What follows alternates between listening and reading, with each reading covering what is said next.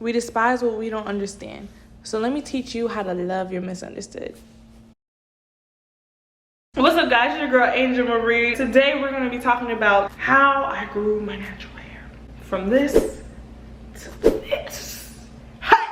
Now, quick disclaimer. I'm not a professional, okay? I don't always know what I'm doing. I'm not a cosmetologist. I've learned this all by experience, by watching other people and trials and tribulations, you know, honey? I got some good gems that truly helped me and change the trajectory of this head. Before we get into this video, make sure you guys like the video, share it with your mama, your cousins, your uncles, your aunties, your daddy, your brothers, your sisters, the other girls you call sisters, but they're not your sisters, the other brothers you call brothers, but they're not your brothers, but you in love with them. Woo! That was a lot. So, my natural hair was not necessarily in the best state all the time, okay? Of course, I'm pretty sure almost everybody, not everybody, but almost everybody had this stage when they was like, they didn't know anything about their hair, what they were doing. They were just like winging it. It was whatever. I don't really care. Like, I'm just like, who gonna tell me? Who gonna say something to me about my hair? Like, you gonna do it? You gonna pay for it? I'm pretty sure everybody's had that time in their life, okay? I didn't really know what I was doing because I didn't grow up with a whole bunch of naturals and people who wanted to do their natural hair. Everybody in my house don't like doing the hair, like, at all. But one day your girl stumbled across one of my favorites to this day, Miss Isame. But I learned a lot from her and a few other influencers like Chic Natural. She has a brand now called Melanin. Forgive me, I'm gonna put her up here. There were a few influencers that I followed that I learned from. So let me show you how to get that healthy hair. What I believe really helped my hair, what I know helped my hair was using natural stuff. I guess this is controversial when it comes to natural hair. Like, I don't know why. Using natural DIY hair recipes, Greek yogurt, honey, you know, olive oil, stuff like that. I used to do that all the time. And when I was doing it, my hair was growing. My hair was like, I wasn't recognizing that time, but I was consistent with it. I was doing it. And my hair, I mean, it made my hair feel good. So I said, all right, let's keep pushing with it. I saw this one video, I think it went viral on YouTube so many years ago. But this girl, she made a video how to grow your hair. And she flipped her head upside down, put olive oil on her scalp and massaged it. And I said, oh, that's smart. Because of blood circulation. That's why oiling your scalp is important. There's controversy around this. Dang, so much controversy, guys. I think you should. I'm not telling you have to. I'm not telling you that's the only way for your hair to grow, but I recommend it. That's what I do. That's what I did. But the part where people get it wrong is they oil their scalp and leave the oil on their scalp. They don't massage it in. The oil is supposed to help with like blood circulation. That's why they use olive oil and stuff. And when you massage your scalp, it helps the blood get flowing, you know what I'm saying, to stimulate the hair growth. So that's what I know. I'm gonna put links down below to help you guys to give a better explanation. But more of the story is, I know that the massaging my scalp and using oils, light oils though, not like heavy oils like castor oil, because castor oil just it builds up too much for me and I don't like that. So yeah, that's number one, using natural stuff. This is during the time I really started to do more research on my hair and like understanding more like, why do we even use the stuff we use? Like, what is deep conditioner? Like, what's the point of it? That's when I really started to flourish. My hair really started to flourish, is when I knew more about it. So that goes on to tip number 2. Knowing about your hair. This is very important because you can hear stuff from Kiki down the street, you can hear stuff from me, you can hear stuff from Gerald, you can hear stuff from your cosmetologist, but well, they know what they do and they were trained for that. You want to know about your hair and what to do with it, because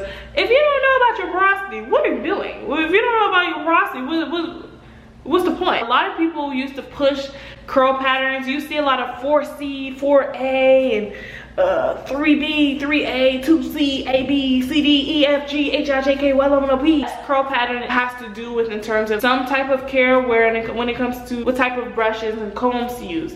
That's where it's important. But when it comes to like the actual health of your scalp, your hair follicles, it's a little bit of a different story. So I just say, like, do your research on your hair, look at porosity, look at scalp, your skincare for your hair. Those are the most important things that I would pay attention to. If you don't know anything about it, do your research. And if you guys want me to do more videos like talking about the more deeper things into hair. Like I said, I'm not professional, but I do have some knowledge. Amen. For tip number 3 is having a consistent hairstyle. You can switch it up if you want, okay? There's nothing wrong with it. But I will say try to have like a staple hairstyle that you always go to.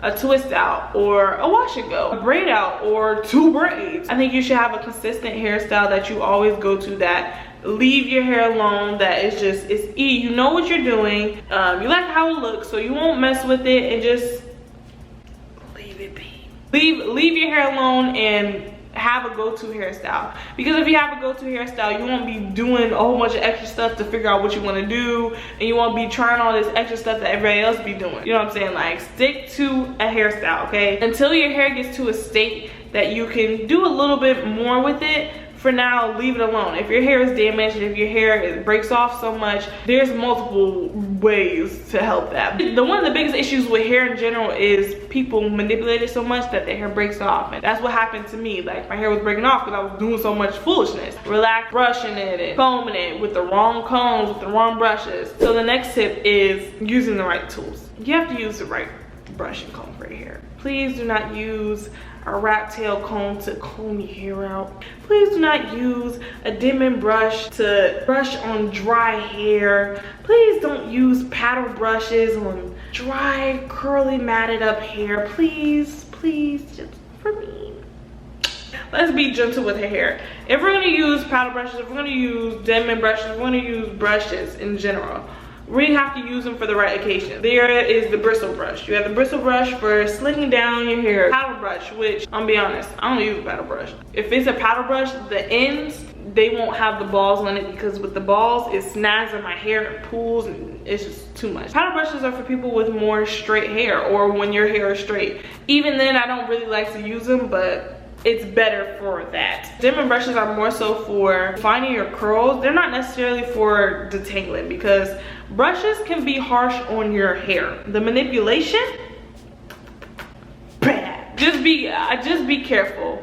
Too much of anything is bad. Too much brushing is bad. Too much combing is bad. The number 1 tool I would say you should use is a wide tooth comb. Easy, detangles, and is not as damaging as a brush can be. It all is in the power of your hands, you know what I'm saying? Like, it depends on how gentle you are. That's the most important part. Now this one, if you ain't got no money, scrape it up, okay?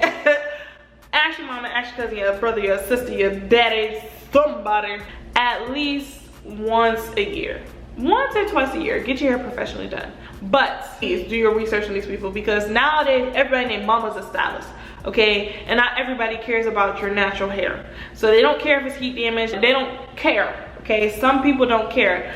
Just assess them, and you can even try people out, but I say honestly, be prayerful about your hairstyles, because not everybody can touch your head.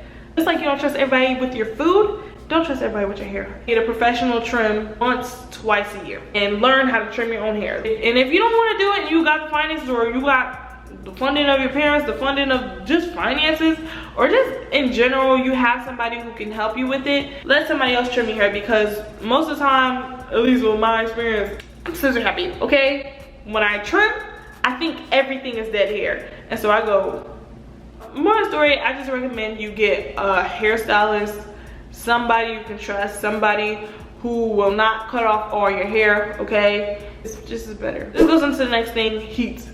Another controversial thing.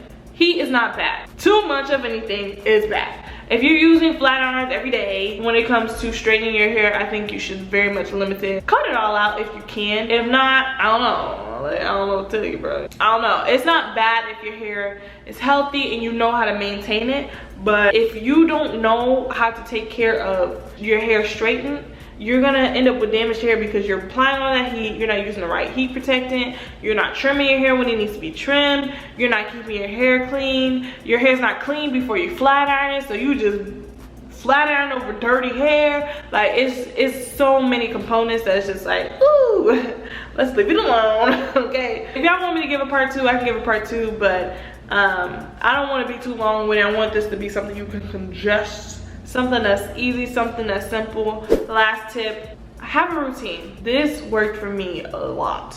Okay, I was doing the same thing every 2 weeks or every week. I was washing that hair with the same stuff. And I will only change it up when I ran out of the product and I couldn't go get some more. And I was using my DIY stuff, okay? It's okay to experiment. There's nothing wrong with that. Test and see what works for you. But if you're just starting out and you're like, I really want my hair to get healthy, have a consistent routine. Because if you don't, you're gonna be all over the place. You're gonna be trying things that'll mess your hair up. You'll try a whole bunch of treatments and stuff that you may not need. You'll be wasting your time, your money, and breaking your hair off. So that ties into knowing your hair, because if you know your hair needs, you know what routine it needs. So if you have high porosity and your hair is very porous, you need protein. So there's different components to a routine, and I think it's very important to know your hair to know what routine you need. That's all I have for you guys. I really hope this helped you guys. Let me know down and below in the comments if this helped you guys, if this blessed you.